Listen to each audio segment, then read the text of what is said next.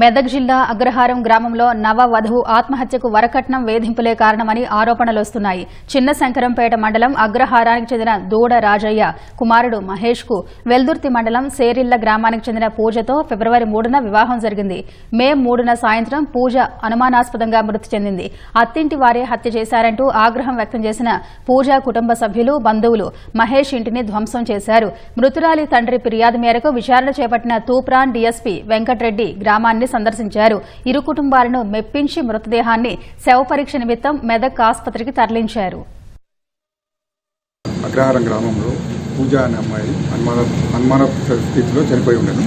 దానికి భర్త మరియు వాళ్ళ అత్తమామలు గౌరీ గురించి అరెస్ట్ చేసేసి దానివల్ల చనిపోయిందని చెప్పేసి మాకు పిటిషన్ ఇవ్వడం జరిగింది.